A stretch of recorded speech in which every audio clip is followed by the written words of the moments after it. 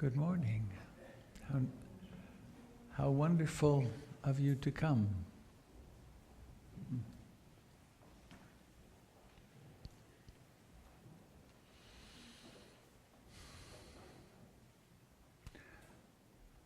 One of our primary activities, very central to Buddhist practice, is sitting quietly, turning inward. And I'm going to talk about that and the goal of that today. But we do it in community. We do it with others because we really need each other. And so it's been a long time since I've thought to do this. So I'm going to ask you, please stay in solitude if you wish, but I invite you to turn to your neighbor and tell them one kind action from your life that you're really glad you did. And if you can stretch it far, one thing you really like about yourself. And your name, how about that? We'll just take 3 or 4 minutes to turn one kind action, doesn't need to be a Nobel Prize level action, one kind action and one thing you really like about yourself.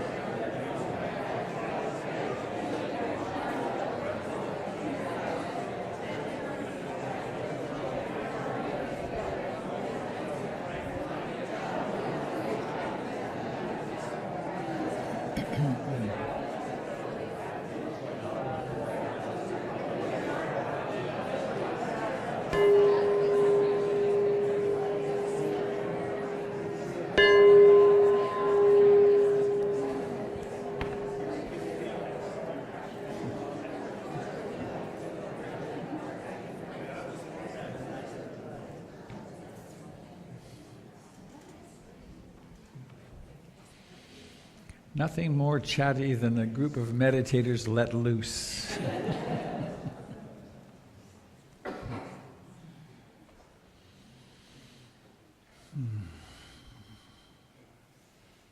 So how does it feel to be in yourself now after a moment of acknowledging each other?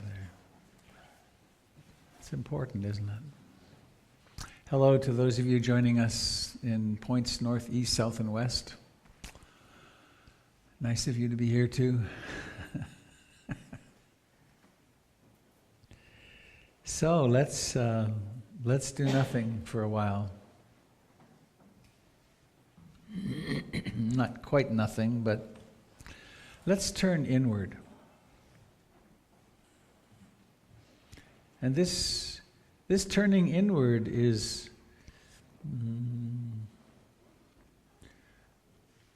it's not culturally normative. Actually, hardly anywhere on the planet is it culturally normative. We turn instead outward.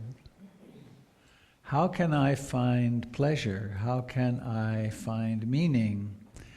How can I amass those things that I think will lead to security? How can I act in the world so as to bring about the change that I will feel safe, content, happy, loved, secure? And so here we're doing something really different, radically different, which is, I guess, one way to put it is recognizing that there really isn't security, and turning inward to find out who am I? What am I? What is my relationship to this thing we call life? And we do this in a very simple way, which is that we use this utterly mysterious capacity that we could call awareness, consciousness, and that we turn it toward that which we call me or mine, and we start by paying attention to the body.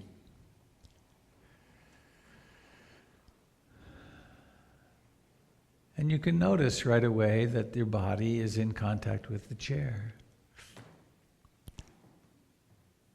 or the floor, or the cushion. This body that each of us takes to be me, there can be awareness of it now, maybe awareness of the life in the hands.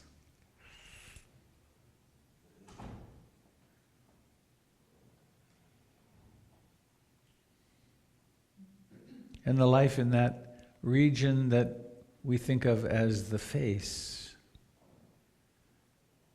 And notice if you pay attention, you won't feel a face, you'll feel life.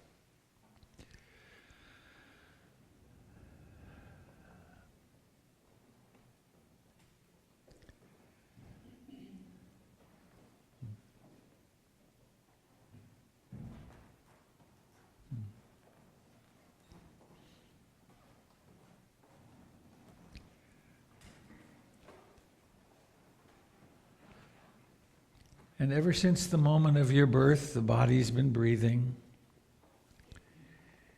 And you can take this experience of breathing as a home base, as a friendly place to reside.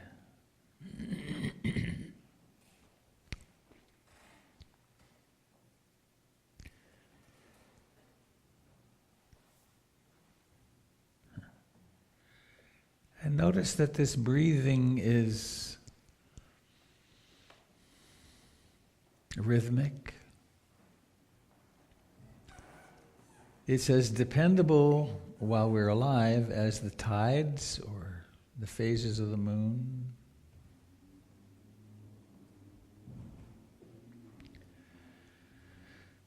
I have a little quote here from Alan Watts. This feeling of being lonely and very temporary visitors in the universe is in flat contradiction to everything known about humans and all other living organisms in the sciences. We do not come into this world, we come out of it, as leaves come from a tree. As the ocean waves, the universe peoples. Every individual is an expression of the whole realm of nature, a unique action of the total universe. Every individual is an expression of the whole realm of nature, a unique action of the total universe.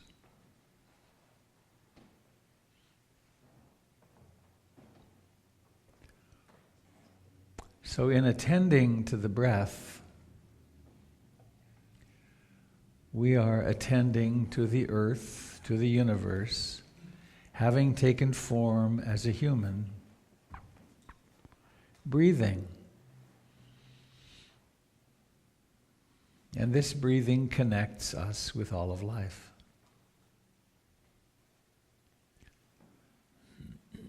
It's not so much that it connects even, it's that we are all of life, manifesting in this moment as a separate being.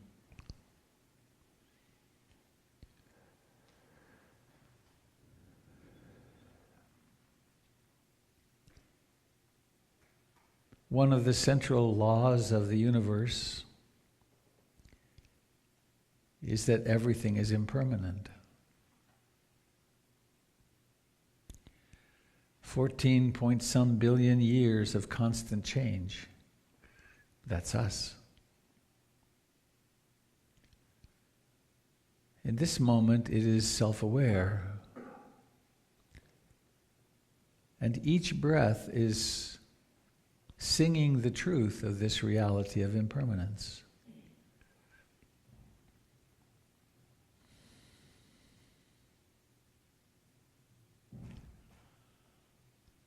And also, when the mind wanders, as it probably will,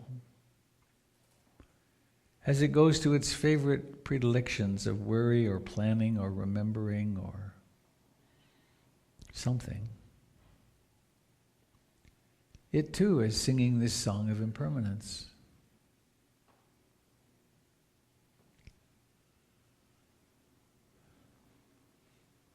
And we can form an intention, the sense of self, conscious ego, can form the intention, I'm going to pay attention to my breath now. And then we direct awareness toward breathing in and breathing out.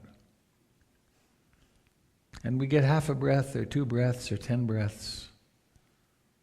And then the mind wanders off. The I that decides to be with the breath is itself impermanent.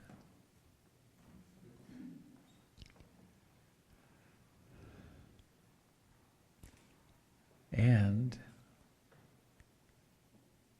each time the mind wanders provides yet another opportunity for mindfulness to awaken,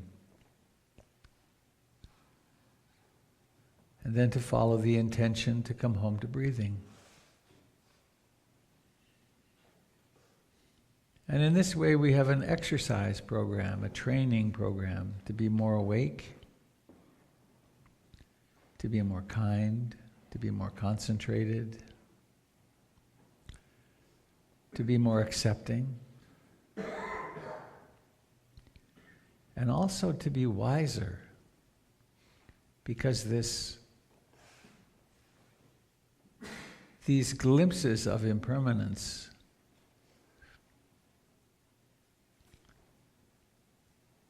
are really strong recognitions of what's true.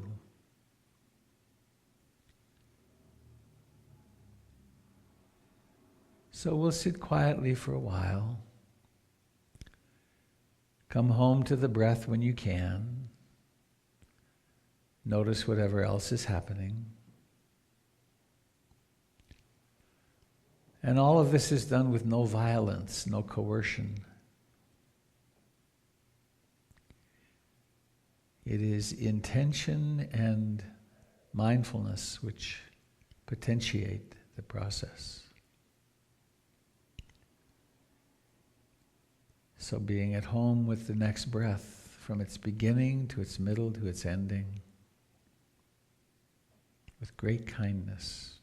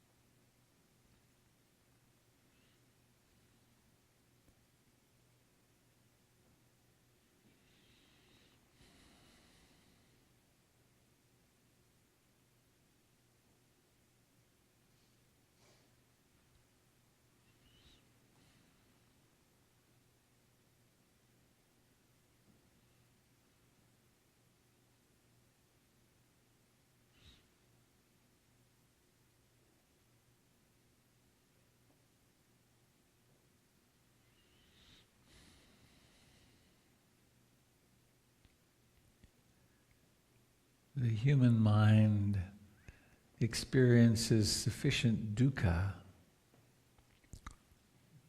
word the Buddha used to speak of the suffering or disliking or that which is difficult to bear, with the term dukkha. And dukkha is so common to our experience that very frequently people take to meditation with a less than curious stance. The stance is instead, I want to focus on the breath and I want this mind to stop. I want this dukkha to stop.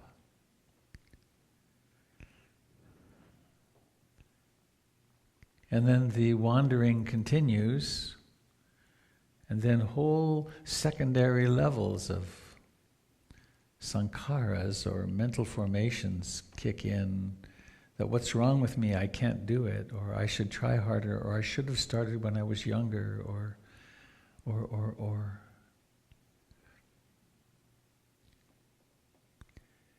Curiosity is foundational to practice. What's going on? What is it that awareness observes using this strategy of coming home to the breath as a practice, which then reveals everything else that's happening?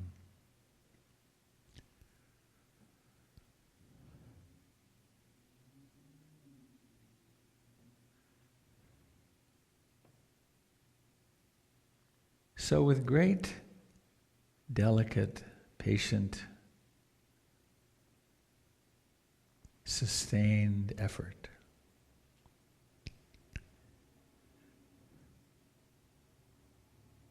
making those subtle efforts to come home to the breath,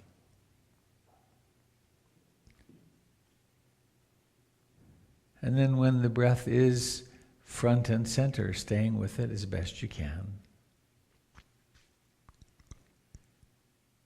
But also noticing all that happens. Because the quest is to wake up to everything that's happening, to notice it all. Not all at once, but to see the truth of our human experience.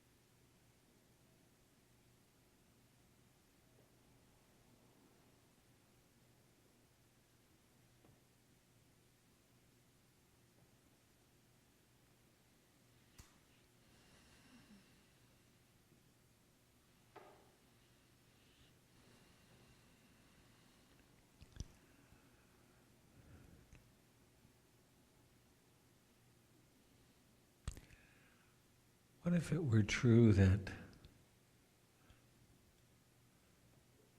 it doesn't really matter what arises during your meditation, and that what matters is the willingness and the direction of being aware of it, no matter what it is?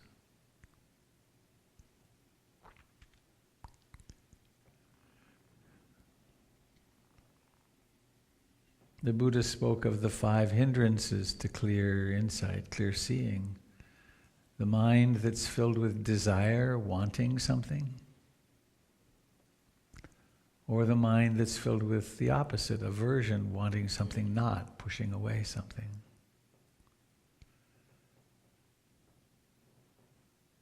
The mind that is restless and agitated or worried.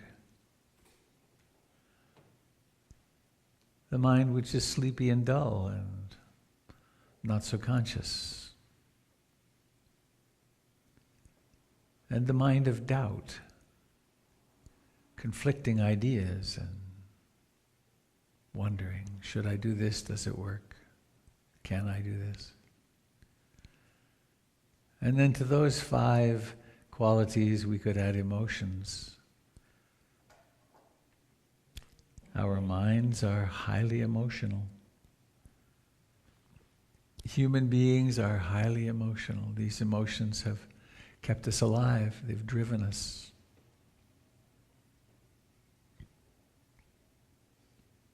And here we are, sitting still, becoming more and more interested in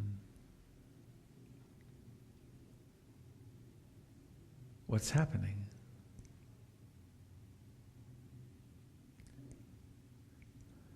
Seeing how everything that arises passes away in the mind.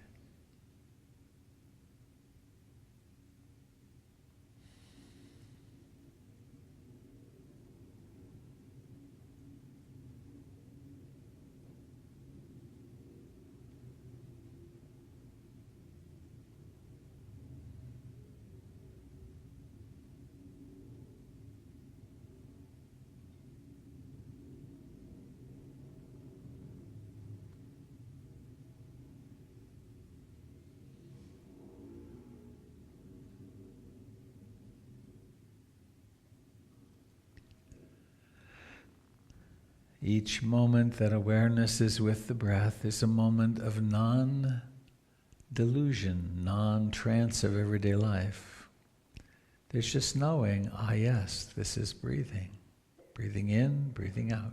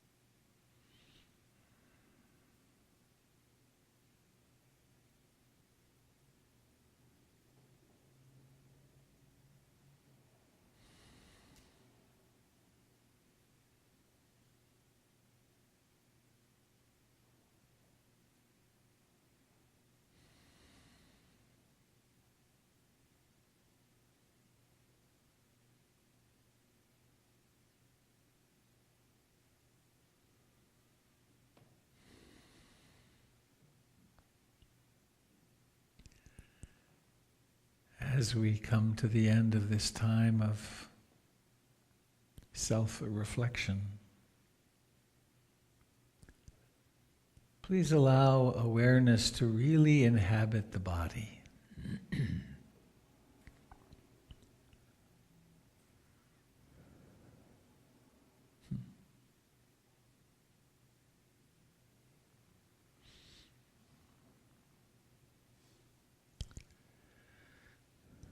In general, we humans in the West, in America,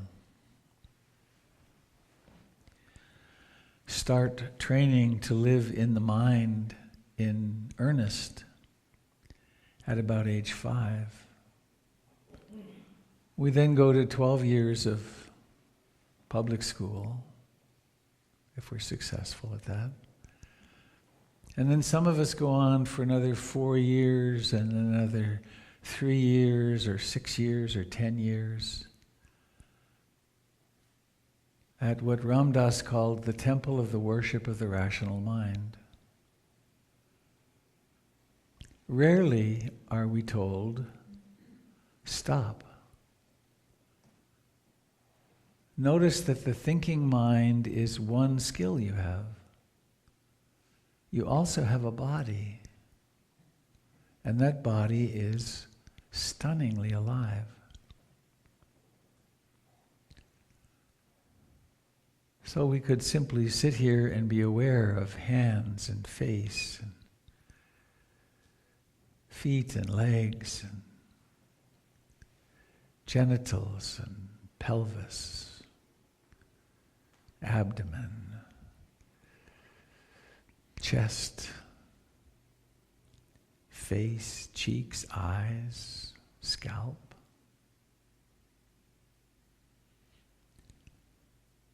This form, this rupa, this matter, is where all emotions take place. We are trained not to know about our emotions because we're lost in thinking, or we're thinking about them. But at any moment we can drop into life, into our birthright.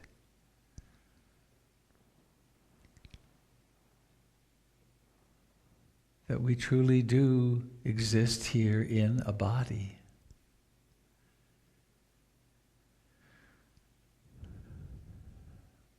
And whenever awareness is in the body, it is not lost in thought.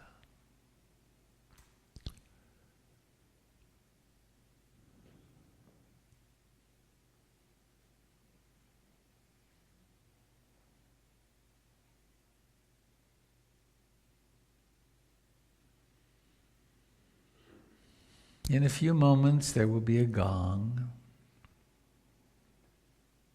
The first gong is kind of a wake-up. Drop in, be here. The second is not the end of meditation, but the significator or the demarcation of this form of practice is ending, sitting. And then we're going to move into a little moving, a little seeing.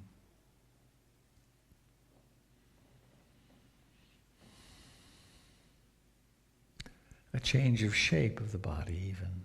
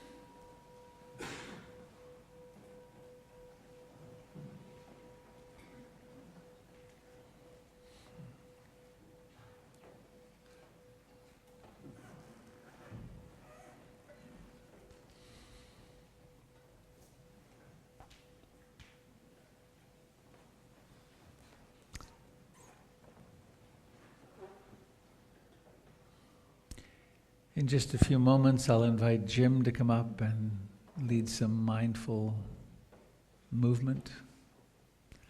And then there will be some announcements, and then I'll be giving a talk this morning, beginning with a song I'm going to play from Jennifer Berzon, who was here last night, and her concert was absolutely extraordinary. So you'll see.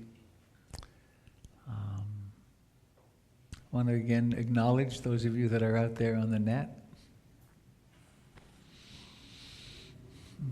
As many people participate in these Sunday mornings via the internet as come in person.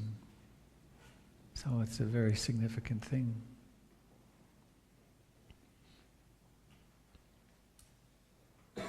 Having a path, having a way to actively deal with our human consciousness is really crucial. And if we don't, I guess I'll talk about this more after, but if we're not looking inward and paying attention to what the mind is doing, then we can believe anything. We can say and do anything. We're not questioning our perceptions. We're not questioning our ideology. And with that, we fall into camps. And then it's us and them, and then we're lost.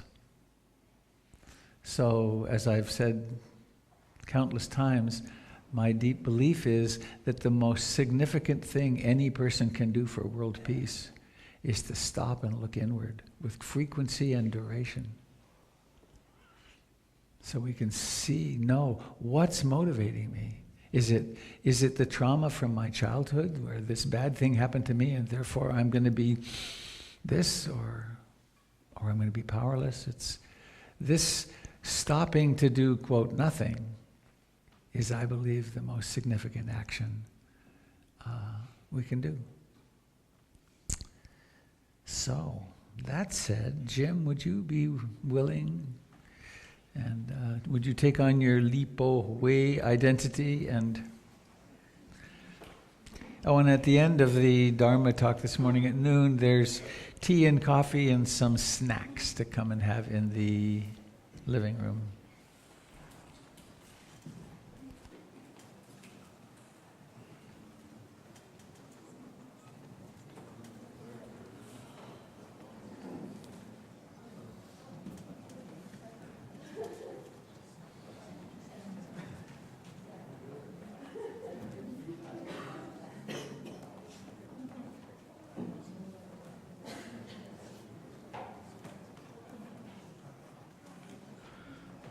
All right.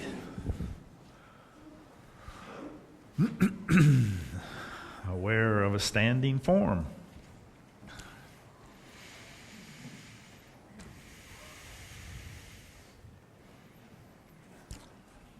Aware of how the body can sway and not fall over, hopefully. But just noticing all the different sensations that come into swaying and then knowing when to stop.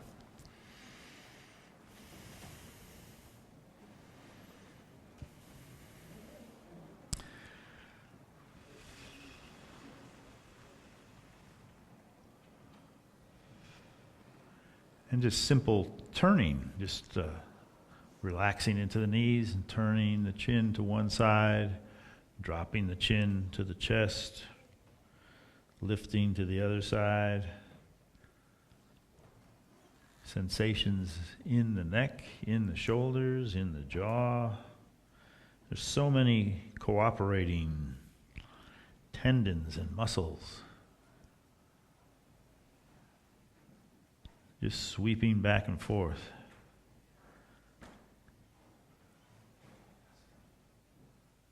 Attending to a simple, soft stretch in motion, stretching to one side and then the other.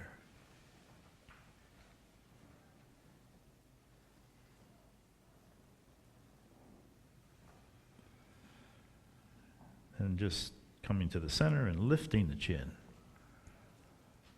And surrendering down. The back of the neck just lets go. And there's a impulse to stretch up. And release.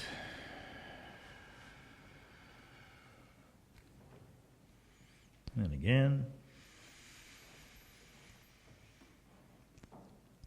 Then as we release, we'll release in the knees and sink. And then raise the hands. And sink again. Staying with sensations in the body. And the one who is aware of this sensation.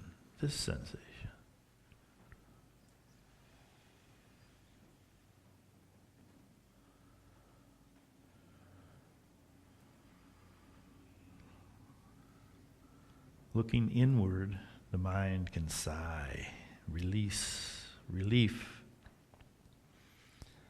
upward and outward. And release.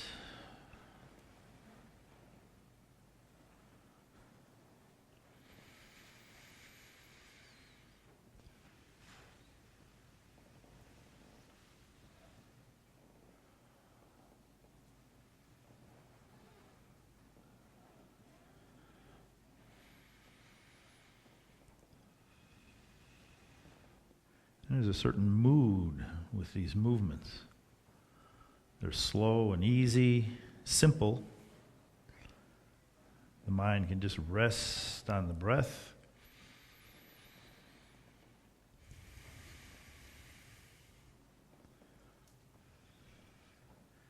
And if we reach up and paint a rainbow, the feelings may change.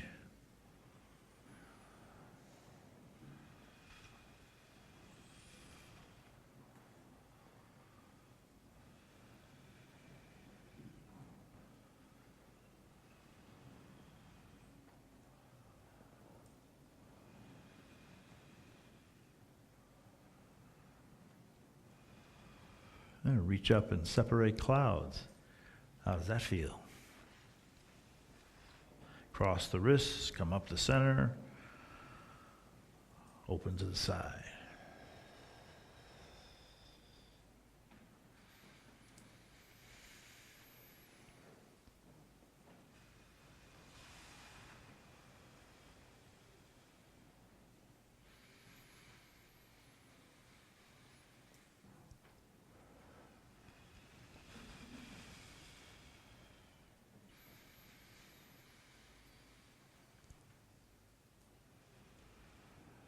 Then turning to the side, palms up.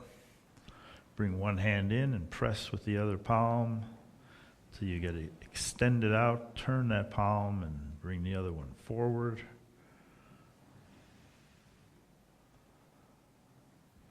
Swimming in chi. I did not say cheese. I have to be very careful when I go to assisted livings. Why are we swimming in cheese?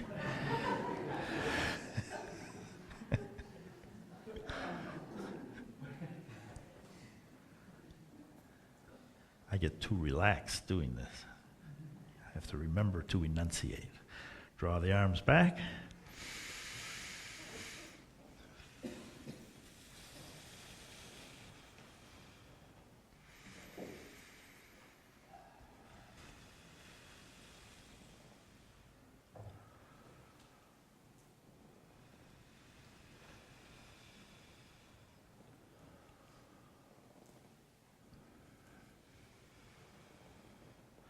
Gliding up to one side, the heel comes off the floor. What are the feelings that arise with this movement?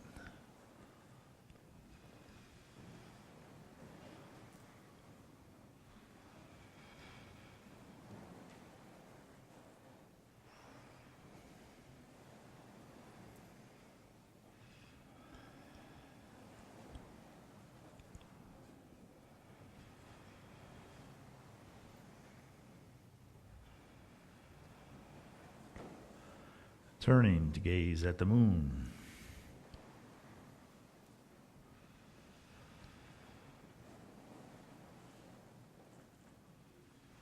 Hearing.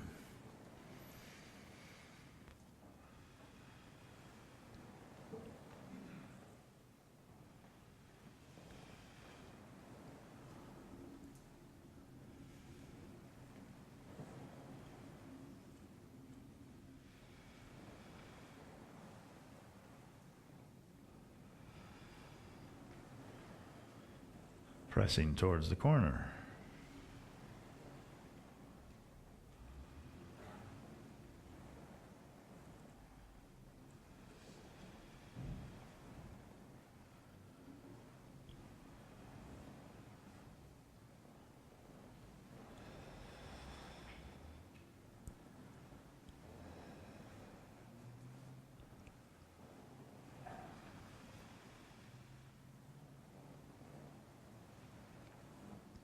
Now, reaching across, focusing on the palm, opening the other palm towards the earth. We have one hand drifting across the sky, switch, the other hand in touch with the earth, the shadow below.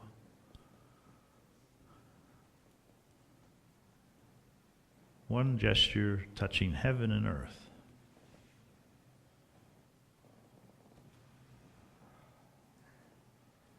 What's the mood?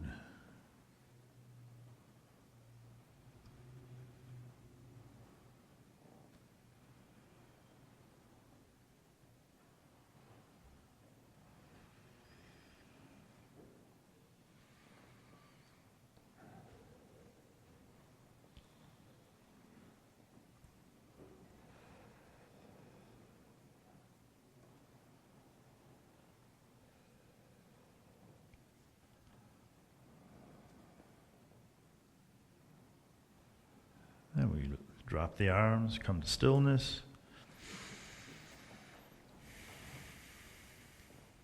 Turning inward again and again.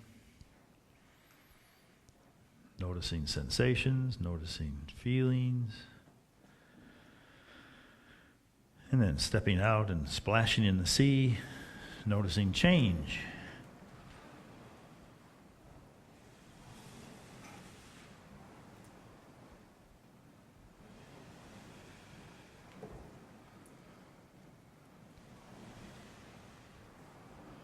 Riding the waves.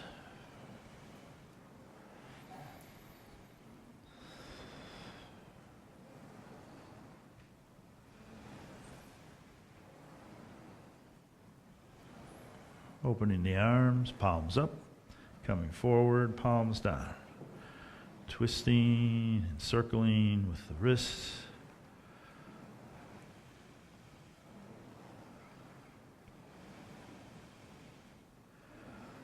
And then withdrawing to the center, balancing, noticing the sensations when we're still.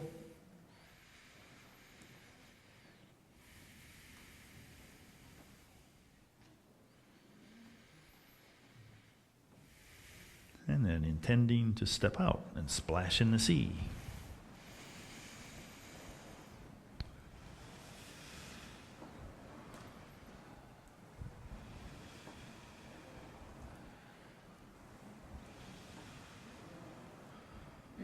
Riding the waves.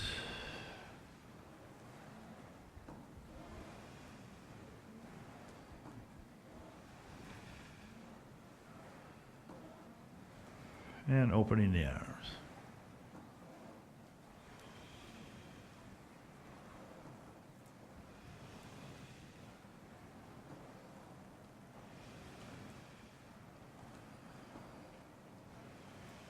And back to the center. And pause again, feel the stillness.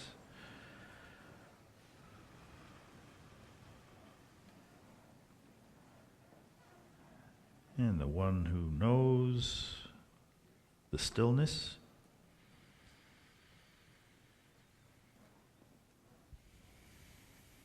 Then intending to make a fist, sinking, Let the dragon rise from the sea and notice the mood.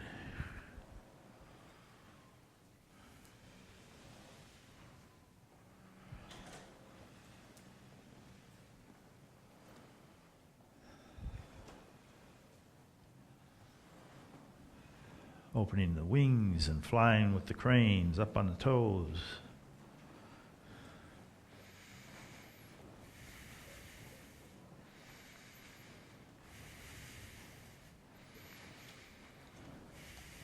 Turning the wheel.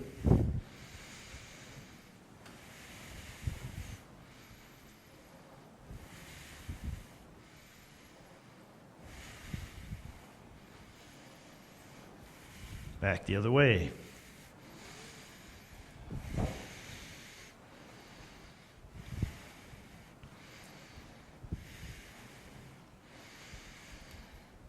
And back to the center. We find our balance. Lift one arm and one leg.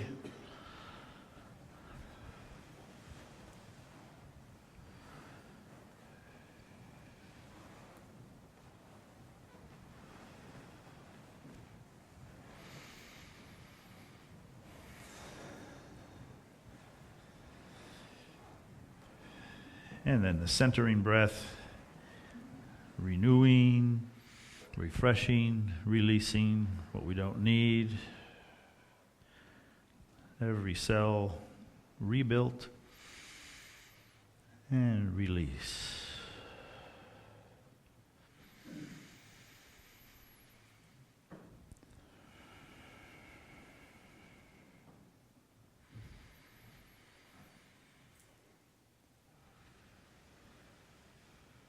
And stillness again.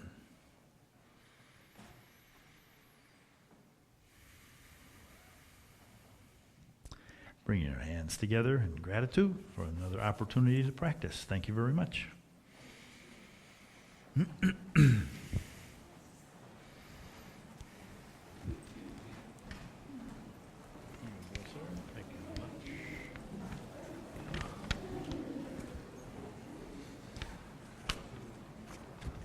Mention anything about a movie showing tomorrow night? Nope. Patricia? No. If there's time, let's say 20 seconds. Yeah, sure. Okay. Good morning, Sangha. Oh. Announcements. So if you like what Jim was doing, he's doing his half-day meditation, Qigong meditation next week from 10 to 2 on Saturday the 21st. And it's on the website. And on the 25th, Robert is starting an 8-week class called Embracing the Wounded Self. Information is on the website. On the 28th, we've got our volunteer day where we're going to get some stuff done and we're going to have fun with one another, and there will be pizza. Then on May 12th, there is a recollective awareness meditation workshop with visiting teacher Jason Siff. Details are on the website. On June 3rd, we've got the Portland Buddhist Festival in the park. And if you would like to help staff the booth, I'd really appreciate the help, and let me know. And then finally, since things take planning when there are extended retreats, Robert is doing a retreat from July 8th to July 20th, Mountain Waters. So if you're interested in that, you might want to start planning for it now. So as far as today is concerned, after the Dharma talk, please join us for hospitality downstairs, meet some fellow Sangha members, talk about interesting things, smile, have some coffee and some tea. We like that. We're changing the way we do hospitality in case you haven't gotten the message. We are less focused on providing like hot food. There will be some snacks and some tea and some coffee, but really the important thing is about us getting together and getting to know one another. If you wish to engage in this community at a deeper level, you can volunteer. And we have a volunteer coordinator, Kirsten. Would be happy to talk with you about things that need doing and ways that you can meet other people who are keeping this community going. And your help is always appreciated. Communities keep this place running. We have other sits during the week. We have a total of 5 or 6 sits. Some of them are tiny, some of them, like this one, are large. If you'd like to find out more about different sits, please check the website. We have spiritual friends groups. If you want to do some practice with some people that you know in your part of the city on your own schedule, you can either join or start one of those. And if you're interested in that, there's something under the community page on the website. If you have more questions, please ask me. And then, of course, we've got our Transitions Project, where we're helping the homeless get back on track. If you have things that you don't need anymore that are in good condition, then please bring them here and we'll get them to the Transitions Project downtown. And if you have any questions about anything having to do with PIMC and the way things work, please call me or visit me or email me. I am available. So I hope you all have a blessed day. Oh, yes, Kirsten. Wait, hold on. Just because I understand that we need the microphone, let's do it this way. Thanks. Okay. Yeah, so I'm Kirsten. I do help with the volunteer coordination. So I just wanted to say a quick word about the 28th, the work party here. It'll be from 9 to 4, but you can come for part of it or all of it. So if you're only able to come for a little while, that's absolutely fine, and we'd love to have your help. And we had to choose a day that I'm actually not able to be there, so Rod right here, Rod, would you raise your hand, is going to be the team lead that day, and he'll be helping with the flow of everything. And one last thing about that, another volunteer team lead, Sarah, who helps with the landscaping, she's asked that if anyone has cardboard that they can bring, we're going to be redoing the flower beds and laying cardboard to get rid of the old weeds. So you can bring that here. And if you want to bring it ahead of time, that's fine. We'll be storing it in the storage space underneath the building until then. But please do let me know so we can work that out. We need lots of cardboard. That's it. And Rod also has something. Oh, you do? All right, Rod. Yeah, and if you come on the 28th just for pizza, that's probably okay too. Seriously, I've been to a number of them, and they're a wonderful day to not only get some things done around here and make it more your home, but enjoy getting to know one another more. And on that note, one of our friends that handles the camera regularly, Patricia, is not here to announce this, but she has produced a movie, and it's showing tomorrow night at the Hollywood, and it's called The Heart of the Dulcimer. And so if you're interested in music, it's apparently a feature-length film, and she and her partner produced it, and the little bit that I know about Patricia, it'll be a really cool movie. So I think it starts at 7 o'clock tomorrow night in the Hollywood. Nothing more mindful than dulcimers and music.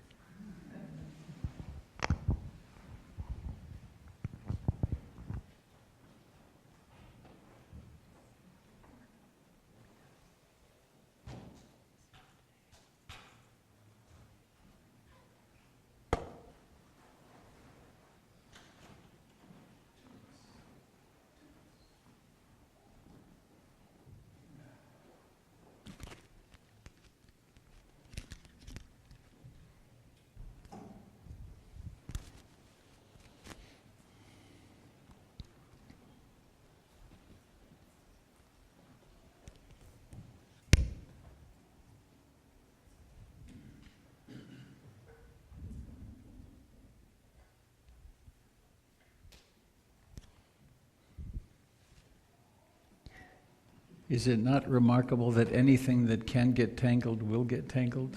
Maybe that's the fifth noble truth. There is at the back of the room, would someone display the Donnable?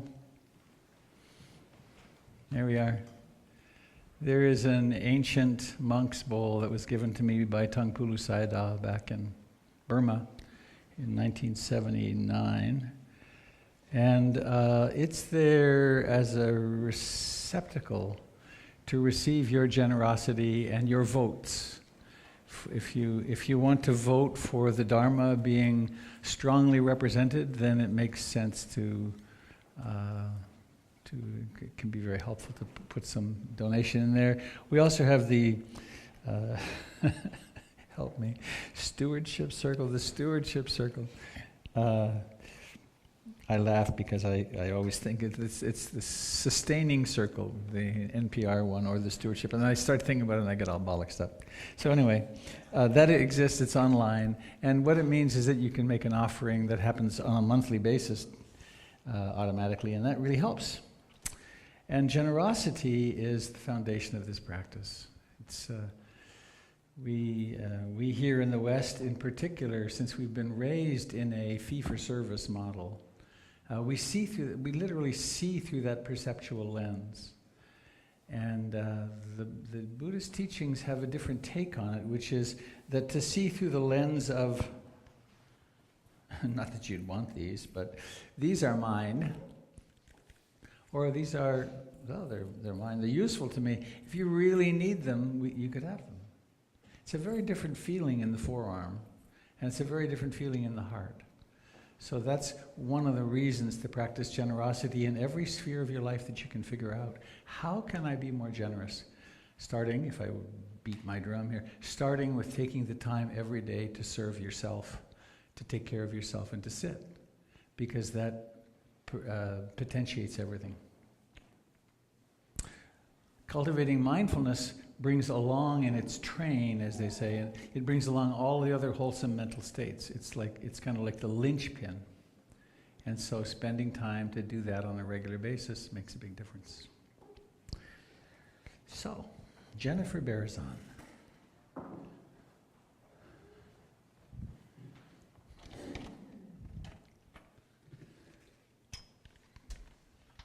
It's on.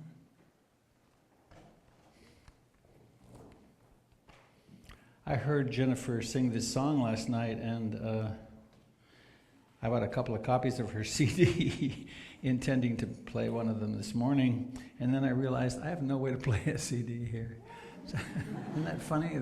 They've become a thing of the past, and so I quickly went online and have it here.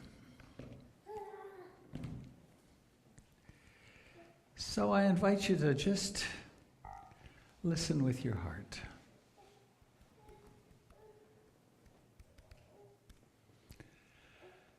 Yeah, there it is.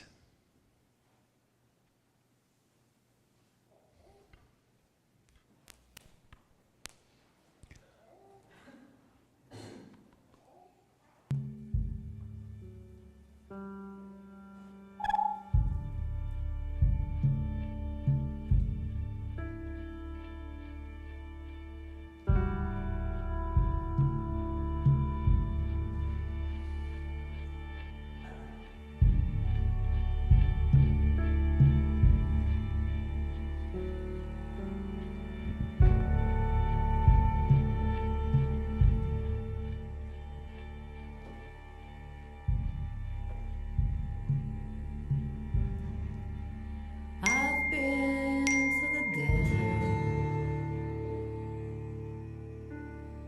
rode camels in the sand, hitchhiked across the border, passed through cities and towns with just a wave of my hand, walked through forests so young, sat in temples so old.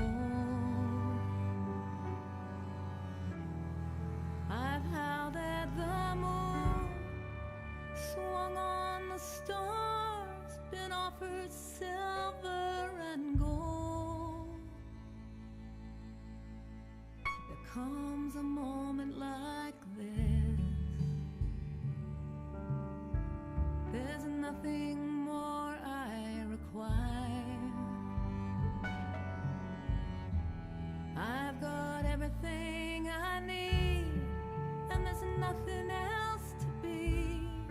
It's the end of desire, the end of desire. It's high as a mountain, it's deep as the sea, it's wide as a valley, it's full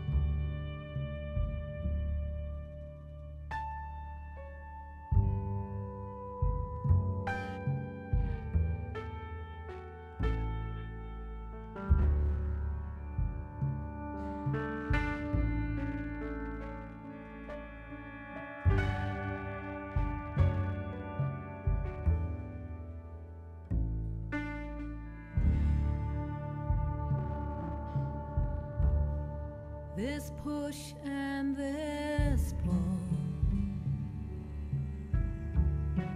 this kick and this shove, this hoping and dreaming, this planning and scheming for the thing we call love.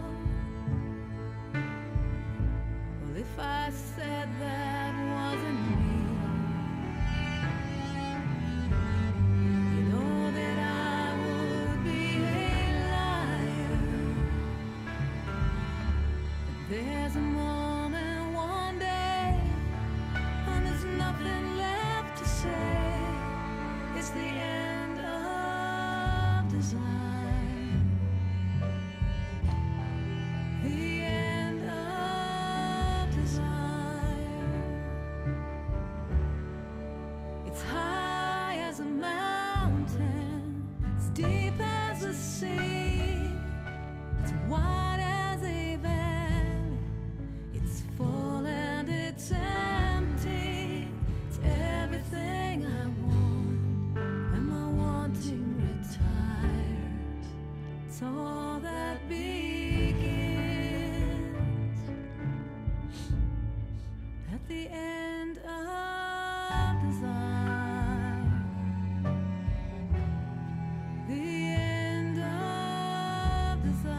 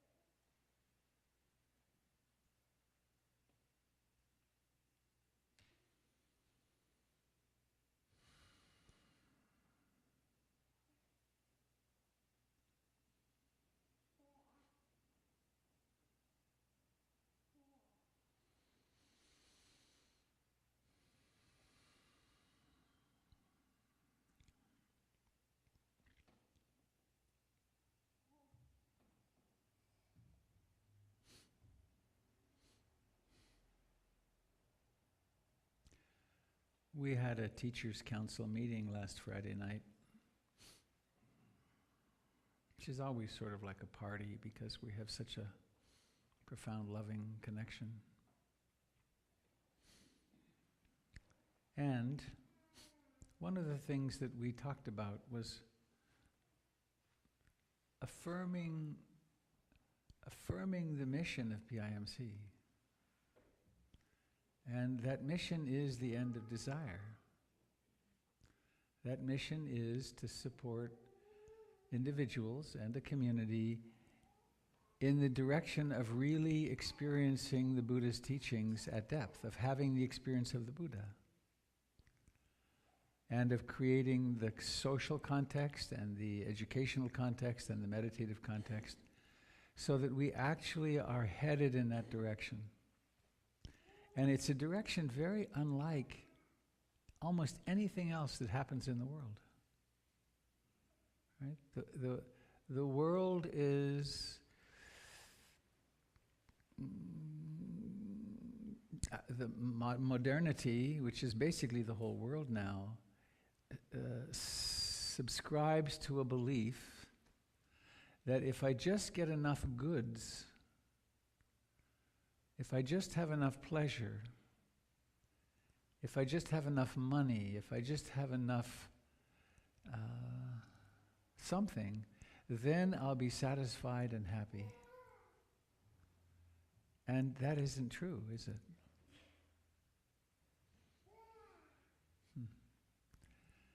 So the entire energy of modernity is a desperate attempt to be safe and in control, and somehow or another to endure.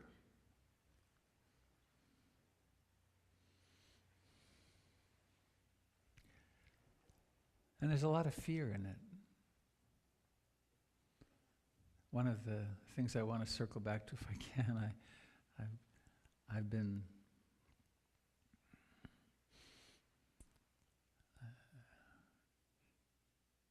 I've been indulging in the news again with its deleterious effect on my person.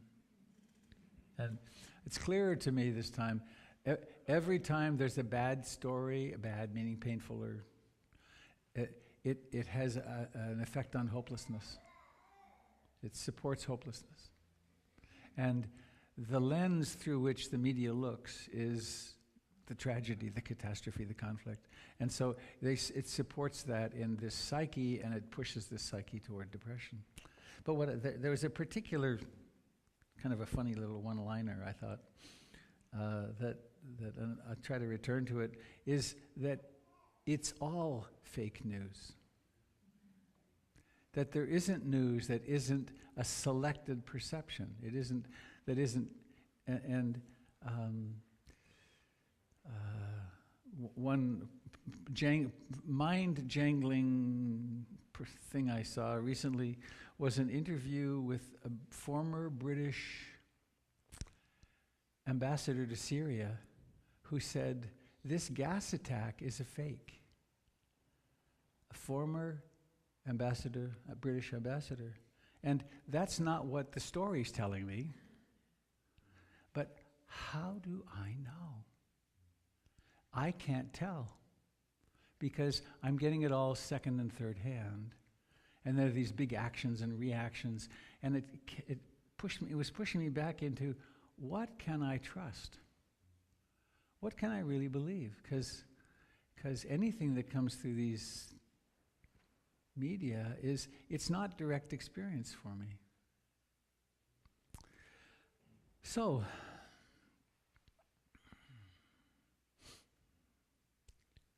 I want to read this. It's from Stephen Batchelor's book, After Buddhism.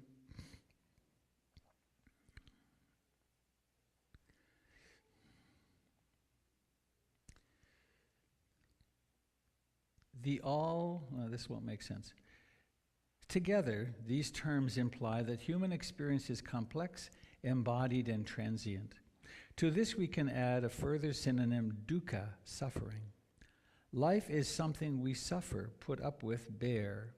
For a sentient organism to be born into such a world entails being subject to sickness, aging, and death. Dukkha refers not only to explicit pain, but to the faint quivering unease that accompanies happiness. Even as we delight in feeling well, we are aware of the fragility of such a feeling. We are tacitly alert to the sudden stab of physical pain or anguished cry for help that could end it. I had a new pain in my back and side the other day. I woke up with a new pain, and it was, is it cancer? Isn't it's so interesting, right? It's because on guard. What if? So, the very enjoyment of pleasure includes the poignant anticipation of its end. Rather than ignoring these disconcerting facts, we face the challenge of comprehending them. Dukkha is the tragic dimension of life, implicit in experience because the world is constantly shifting and changing into something else. Dukkha is life's minor key, its bittersweet taste, its annoyingly fugitive charm, its fascinating and terrifying sublimity. The origin of dukkha lies in the very structure of the world itself, not in an emotion such as craving or an erroneous cognition of such ignorance. A contingent and impermanent world like ours is not the kind of place where we can find enduring happiness. Yet the more wholeheartedly we open ourselves to and embrace this tragic dimension, the more we appreciate the beauty, joy, enchantment of the world, precisely because they are fleeting and destined to vanish. Isn't that a remarkable, beautifully articulated juxtaposition? So first he points out there is really dukkha, and we're in denial of it a lot. Yet, the more wholeheartedly we open ourselves to and embrace this tragic dimension, the more we appreciate the beauty, joy, and enchantment of the world, precisely because they are fleeting and destined to vanish.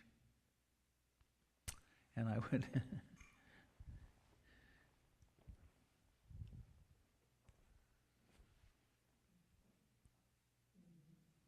right? They are so gorgeous. And reminds me of the traditional story from the Buddha of two brothers, one of whom was very intelligent. He had his master's degrees and PhDs and understood the very complicated teachings of the Buddha. And one day during a Dharma talk, he had this profound awakening realization. And the other brother, who was not so intellectually gifted, went to the Buddha and said, it's hopeless for me. I can hardly understand a thing you're saying. This 12 steps of dependent origination and this and that. And the Buddha said, don't worry, come back tomorrow morning early, and I'll give you a practice that will work for you. And he handed him one of these flowers. And he said, hold this and watch it all day. And of course, it did what flowers do, held in a hand. And at some point in that process, that brother too had a profound awakening experience. He realized what was true.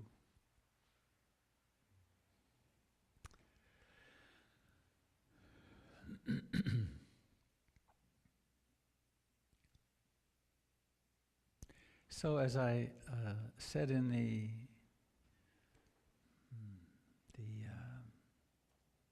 guided meditation, central to this practice is curiosity. And so it's useful, it's profoundly useful as stress management, calming the mind, concentrating the mind. It's profoundly useful for psychological and emotional insight and development, because did you notice any psychological processes going on during the meditation? Are you noticing any going on right now? They're all the time. They are who we think we are. We think we are our psychological self.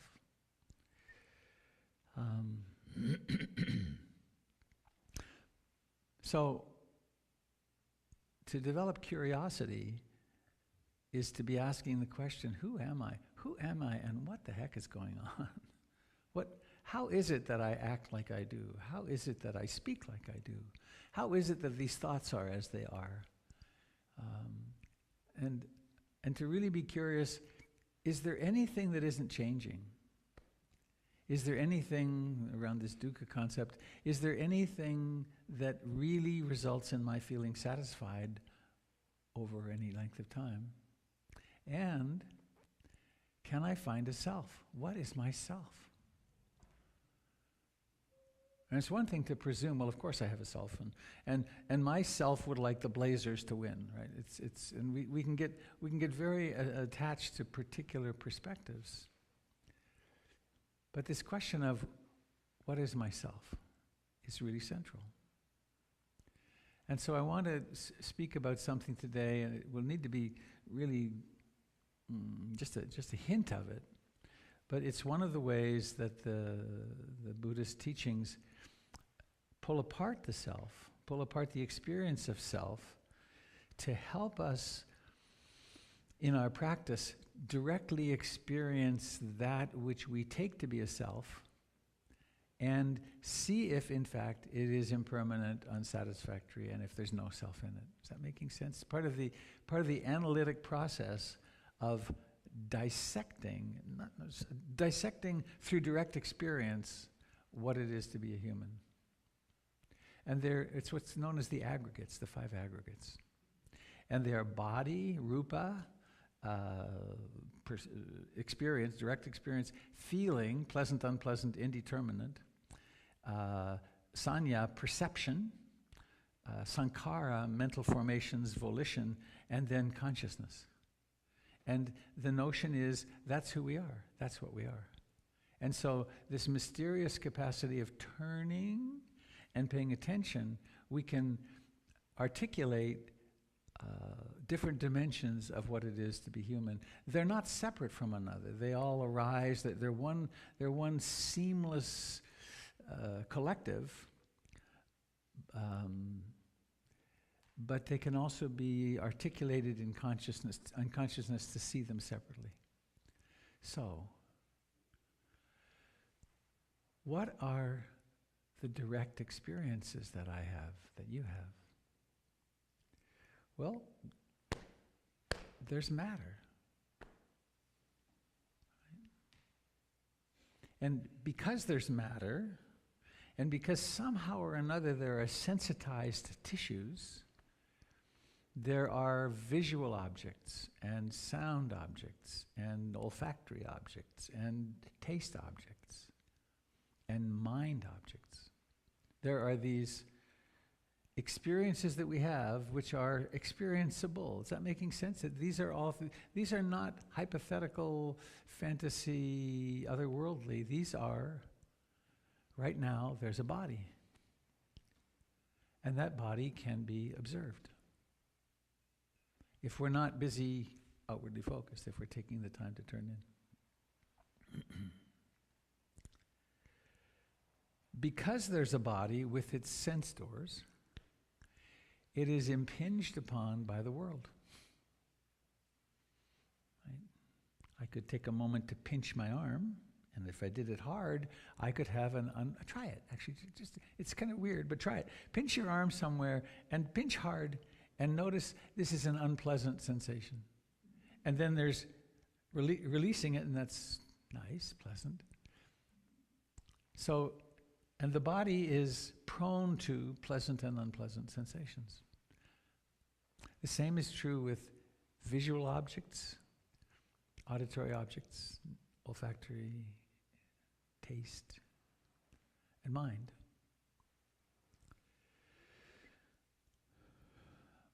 So why would we be interested in them? Because they drive us. I once sat up all night with Ruth Dennison. She had a it was back in the days of cassettes. She had a 3-cassette tape set, a set of 3 cassette tapes from Achan Buddhadasa, who was then alive in Thailand. And it was all about this one phenomenon which was pleasant, unpleasant, and indeterminate. And we stayed up, I think it was almost till dawn, listening to these and talking. And it was very exciting. For me, it was opening up my perception to, wow, I can observe these forces that push me through life all the time. Someone comes up on the TV or on my computer, disliking. Someone comes up, oh, liking. My phone rings and there's a face and, oh, liking or disliking. Or I look in the supermarket and, oh, liking and disliking. And, pardon me, some of these likings and dislikings are built in. That, for instance, put your hand in a flame, and it's built in as mammals who've survived. Those who pulled their hand away got to pass on their DNA, so that's built in deeply. But liking and disliking can also be conditioned. I've traveled enough to be offered food from different cultures that is absolutely inedible. Right? I was in India for almost a year, and to travel at the level of street level, And to be in people's homes, the spiciness of the food was beyond edible for me. But then how do you say no? Because there's 50 people around watching you eat. And similarly in Burma, when I was so briefly a monk, in that bowl, this black tarry substance appeared that tasted impossible. And it was a delicacy for them, so it frequently showed up because I was staying with this kind of like the Dalai Lama of Burmese Buddhism at the time. But they had accustomed themselves, and things like cigarettes, right? You smoke first time you try cigarettes. But then you develop a taste for it. And same is true with alcohol. You give children alcohol, it's ugh. So our liking and disliking can be conditioned. Now that's interesting. So that's happening all the time at every sense door. And then comes perception. And it's in perception that we create objects and meanings of things. So, I wonder if I can find this. There's a very interesting little...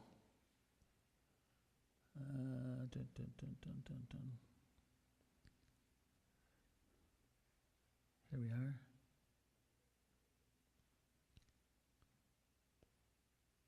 Oh, maybe I can't. Doesn't matter.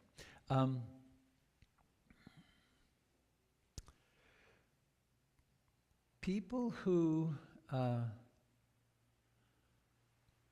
have been there have been surgeries performed on people who've been blind since birth, and their sight is restored. But then one would expect that they'll immediately see. Because they didn't. Because sight is a learned phenomenon. Creating objects is somehow learned by us. So our presumption that the external world exists and therefore I see it and I see it as it is, isn't true. And we perceive through prior conditioning as well. And it's one of the tragedies, I think, of what's happening globally, but certainly here, with this siloing of people around different information. And so we see through our perceptual filters, and therefore we see what confirms our beliefs. And our beliefs get more and more entrenched, and therefore we can connect less and less because we can't take the time to listen to each other and to realize, well, you're seeing it like that, and I'm seeing it like this, but we're not able to stop and pause long enough to realize our common ground, which is that we're all going to die. And we're all frightened, and we're all lonely, and we'd all like to feel more secure. And our needs are common and the same.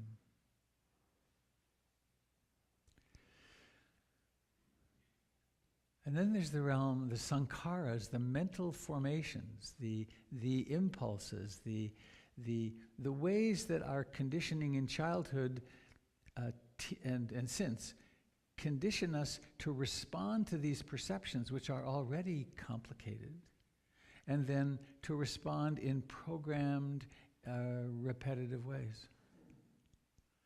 It's no wonder we have such difficulty getting along with each other. Because we're not skilled in questioning, I'm having a strong reaction to this person.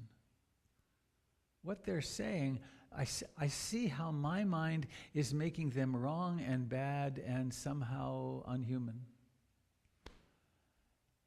If I'm not skillful at observing that in myself, then I'm lost. Right?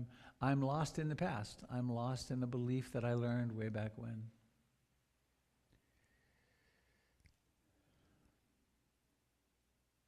Circling back to where I started here with the Teachers' Council.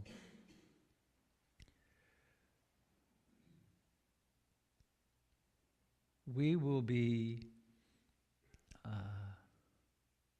tenacious in focusing what we teach here and how we teach on let's stop and look inside. Let's see what's motivating my impulses. And then when I've really taken the time to look and see, then maybe there's some action in the world that I could take where I could then be useful and make use of that part of me that wants to be active. But to do it from a place of really deeply reflected, what's my motivation in this? I just had a flash of, I love that movie Gandhi. There's a place in it where where rioting starts and people are killed.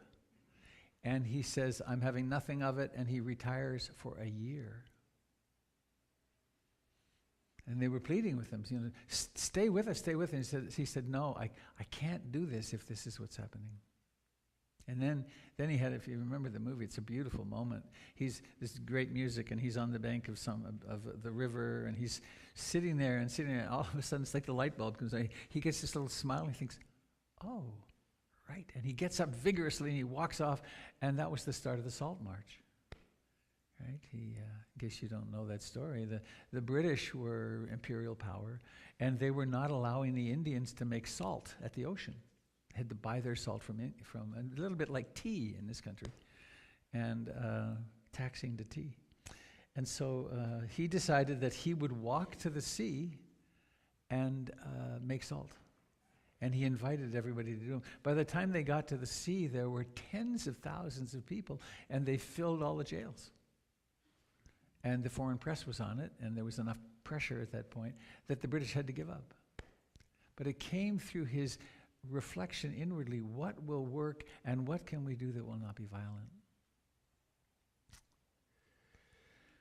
So we have a sensitive organism, the body. We have the fact that it has liking and disliking, pleasant and unpleasant and neutral. We have perception, and to remember that perception is an active activity. It's not. We don't perceive objectively. We see through perceptual filters, and then sankhara, mental formations. There's all this psychological and emotional experience that we have, which colors everything. And then there's consciousness. What is that? And in this view, in the Buddhist teaching, it's understood that consciousness arises with the objects. There's not someone somewhere who's conscious. There's just consciousness that arises with this, and it too is impermanent. That's pretty weird. Right? Most of us come from a soul-based culture, which is pretty common mostly around the world, where there's body and soul, and the soul is an enduring something that ultimately will go and be safe somewhere. That's a very prominent, interesting belief. The Buddha didn't say, no, that's not true. He said, can you find it?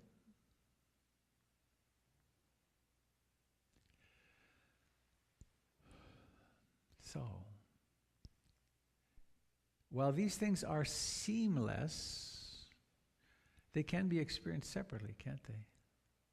Oh, I have an interesting, I think I said this on the Dharma talk recently, about perception. I had just dropped someone off at the airport. Doesn't matter who. And I was driving out that beautiful road. Our airport is so beautiful. And the Homeland Security people at our airport are the best I've encountered, and you know why? They're from Portland. No. The director of our Homeland Security his history is in customer service. And so the intention of our Homeland Security here is to be of service, and it's efficient. But anyway, we were driving out, and on the corner of my eye, I saw a flock of geese, a large flock of geese, flying low behind the trees near the private plane area. And I thought, that's really interesting. There's a flock of geese. And then it went a little further, and I realized, no, it's an airplane. But that was a great example of perception, that this mind created something that wasn't there. And we do that all the time.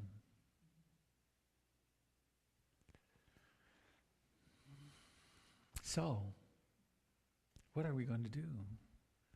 I think we're going to practice deeply. And really, really take seriously. This is, coming back to the song, the end of desire is where happiness lies, because there is no end to desire in fulfilling it. I've tried so many things, and you know how it is. You know this doesn't. Another helping of dessert doesn't do it. How many thousands of times have I done that? Or another this or another that. How come we don't get it? It's because we're not quite paying attention, I think. And also, we don't have a worldview that's saying this stuff. It's not that it's bad, don't ever have dessert, or don't have another dessert, or don't indulge this thing or not. But to indulge them realizing this isn't it.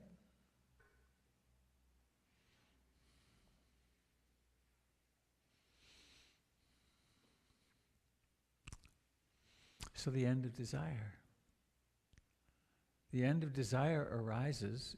We become more prone to experiencing that through spiritual practice, because we rein in our impulses and our desires, and then we also study the process of matter, perception, sankharas. We watch this process occur so many times and so deeply intuitively that somehow or another we get deeper and deeper understanding of the impermanence of it. Is that making sense? And it's not something that we can only do if we have the time to go and devote to retreats. It is our everyday experience.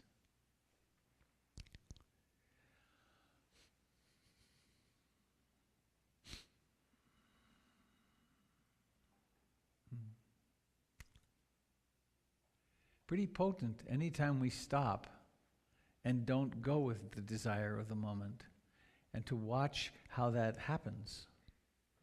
That's liberation. That's liberating. We can watch how a desire will come up, and it'll come up and come up, and we watch it, and then somehow or another, mysteriously, it disappears. And then we're not suffering that desire anymore.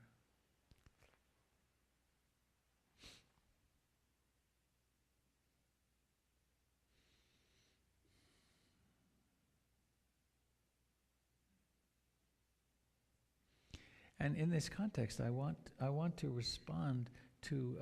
I wasn't here last week, but I got to watch the videotape, and a woman spoke about a story that I've told many times. Are you here, perchance? No, darn. And it was quite interesting to me, quite. I would say enlightening, but I like to save that for something a little grander. But anyway, the story that I've told many times came from when I was in Burma, which was that I was 27 or so, a long time ago. And I was so taken by the devotion to the Dharma, and I presume it's still the same. Oh, and let me say this. That sick fascist monk in Western Burma who is inciting people to kill Muslims is not a representative of Buddhism. There's not a mechanism in Burmese Buddhism to defrock him, to get him out. The Buddhist world in Burma would get rid of him if they possibly could. And of course there is racist craziness in Buddhism. Just like there's racist craziness in Christianity and Judaism and Islam.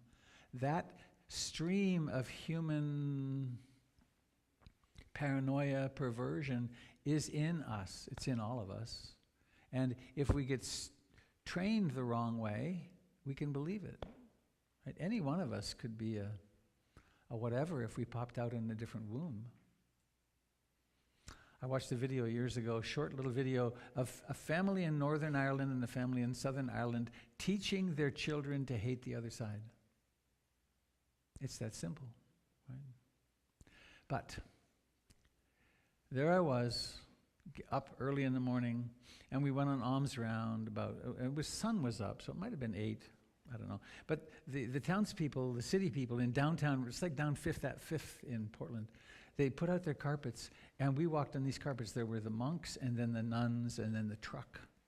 And the old monk that I had gone to ordain with came from up country, and he stayed for 3 or 4 months. And the trucks were there because people brought out bags of rice and things like that. Anyway, something that I've always said, something that happened that I've always spoken of as very astounding to me, is that the women who didn't cut their hair, oiled their hair, they would spray their hair out, and we would walk across their hair. And I experienced this as one more sign of the extraordinary devotion. And in terms of that, today in Rangoon at Tatane Ekta, it's a meditation center with about 3,000 or 4,000 people staying at it. The women of Rangoon have signed up 7 or 8 months ago to provide the food for today. While I was there was a graduating class of young women. They graduated in economics from the university in Rangoon. All of them, 35 or 40 of them, they wore these funny little pink outfits. They all decided that together they would do a 30-day meditation retreat to celebrate their graduation. This is a different world. It's a world of devotion to the practice. So, this woman who spoke last week said very clearly and eloquently, that when I have said that, it's always kind of gone, that this is a sign of the patriarchy and of women being trod upon and so on. And I must say, I had never thought of it like that. And there's enough Buddhism in Asia is sexist up to here.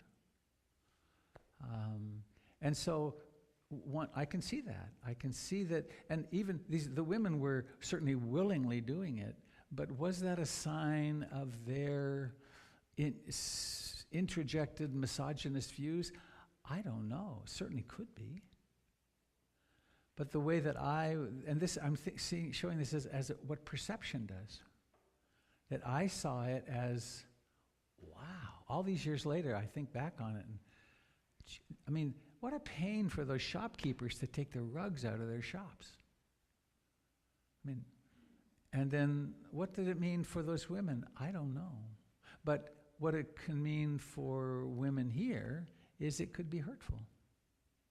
How important is it, how remarkably important is it that we're sensitive to how I am perceiving something, how another is perceiving something, and can we sit down and talk about it? Realizing we're all blind. We're all constructing reality out of a set of beliefs.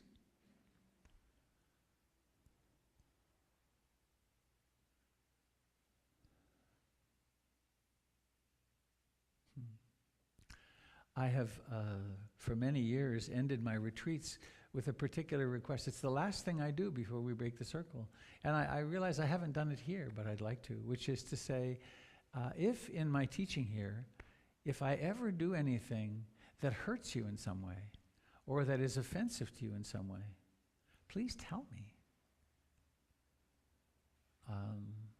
Because I am constructing a reality from my knowledge base, my experience base. And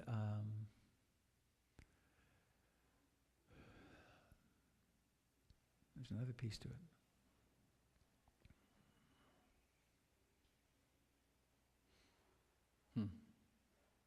Oh yeah. I look pretty confident up here. And there is a part of this that presents itself as Robert Beatty that is utterly confident.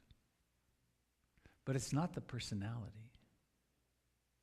Sometimes when the Dharma is really flowing, it's not like I'm channeling someone from another planet or something, but it's Ruth, and it's Joseph Goldstein, and it's the Buddha, and it's the Dharma, and there is no anxiety. But before the talk, or sometimes during it, if when people get up and leave, sometimes it's much weaker than it used to be. But I'll then think, oh, did I say something? Did I hurt their feelings? What I've had to, and it's 40 some years I've been sitting in this seat doing this kind of thing, and what I've learned to do is that, well, that's my personality, and it's important to pay attention to that. But that's not the main mission. The main mission is to be in touch with this incredible teaching of the Buddha, and to express it as best I can. And I'm no Buddha. I have a shadow. I get confused. If I watch too much news, I get depressed and hopeless. My system can get overwhelmed. When difficult circumstances arise in my family, or when times are rough with Jennifer, it's hard. I'm a normal person struggling through life. And one thing that I have that I rely on is I've got this big rubber band that takes me back to my sitting cushion. And to not sit for an extended period of time each day, for me, leads to madness. So I want to repeat that. If I say or do something that is hurtful or offensive to you, please let me know. And if you can't tell me direct, come and do it. I love it to do it face to face. I almost never get defensive. Maybe there's a little defensive at first, but then it's like, whoa, pay attention here. Because the feedback I have received several times has been incredibly terrific. That here's something I just don't know about myself, or something that I've been saying for, like this thing about women with their hair. I don't think I'll use that anymore. Even though it was impressive to me, and I can still have it as, wow, that's how they support the Dharma there. But knowing that it could hurt people, women in particular, there's plenty of other things to say.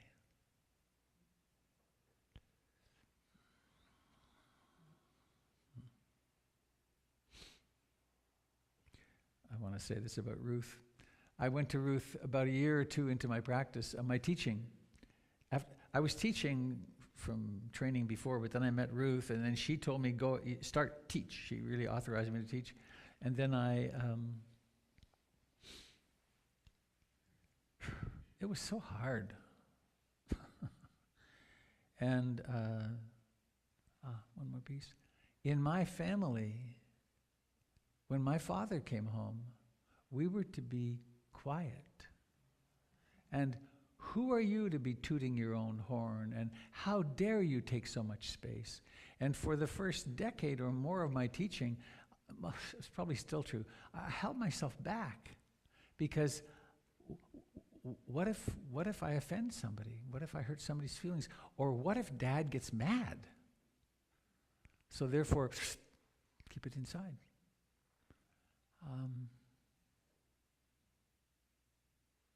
Ruth. I went down to see Ruth, and I said, Ruth, I want to stop. I want your permission to stop teaching. I'm too insecure, and I'm no Buddha. And she said, oh, I know exactly what you mean. Last year I was at the Insight Meditation Society, and there were 120 people down in the meditation hall. And I sat in my room. I couldn't go down because I was thinking, who am I? I'm just a German housewife. And Joseph Goldstein came up, and he talked to me for about 20 minutes. Oh, and she said, there were doctors and lawyers and people with PhDs. There were all these really educated, smart people. Who am I? And she said, Joseph came up and talked to me for about half an hour, and then I went down, and it was okay. Once I started teaching, I was fine. But that's that personality. And we all have one of those. And I think, I'm sure your fears of being as bright and brilliant as you are hold you back too. And I think the answer to that is really own it. It's like looking at these 5 aggregates.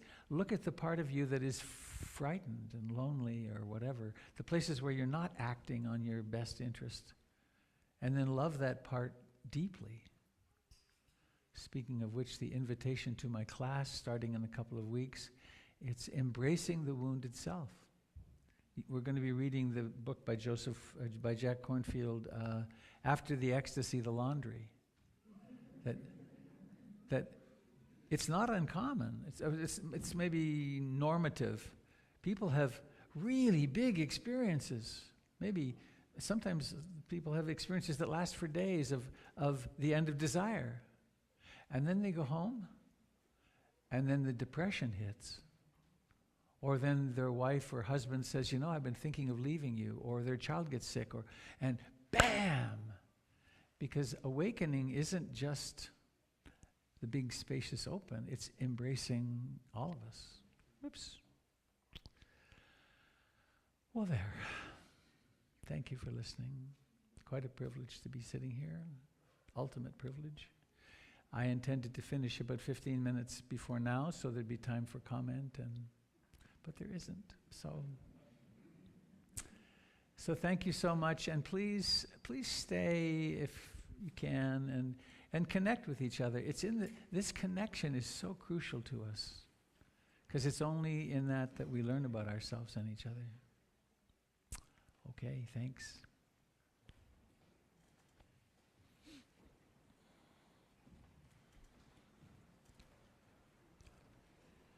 And any of you purporting to be grown-ups who would like to be in the inner circle to blow out the candle, you can join us.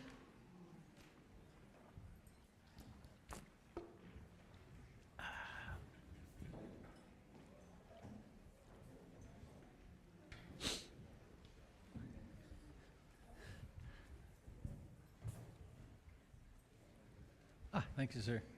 Hi. Can I sit there, sweetie? Oh, no, you want to be together? You be together. I'll move over here. Good. All right.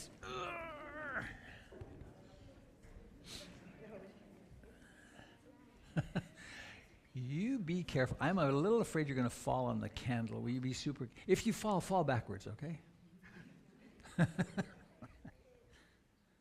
she's not going to fall. All right. May I hold your hand, Nisi? Yay. Thank you.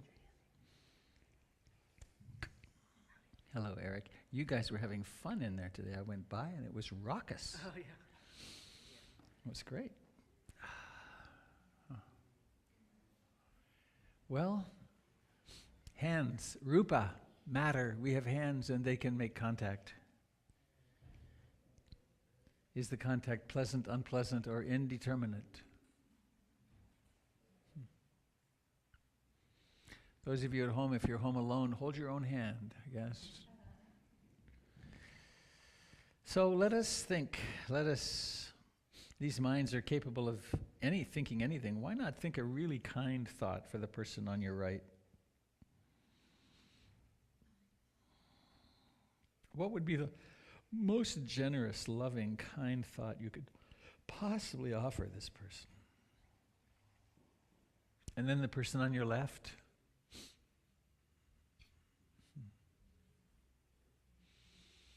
Be generous. Anything you can imagine. And imagine sending this energy around our circle, hand to hand, heart to heart, in the right hand, out the left. So we're all just bathed in this, and then let's extend it out into the world, to the north and the south and the east and the west and everything in between, to our brothers and sisters of the air, the earth, and the waters. May all beings know the end of desire. May we live peacefully with each other and lovingly and kindly and with a lot of humor and delight in the mystery that is this living. Well, are we ready to sing? Rootin' tootin' ready to sing? Okay.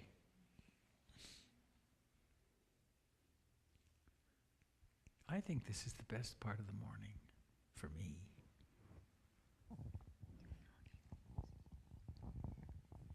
Get close. Get close. May all beings be happy. May all beings be happy. May all beings be happy. Sadhu, sadhu, sadhu. beautiful. I'm melting. Well,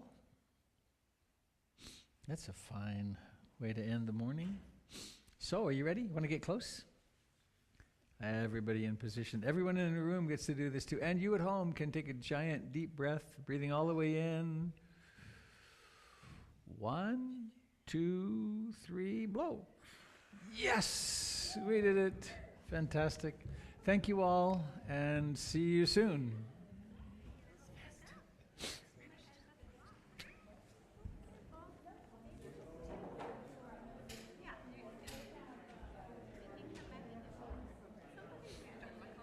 Someone what? Doing Dharma consults today? No, we're not doing them anymore. Oh, okay.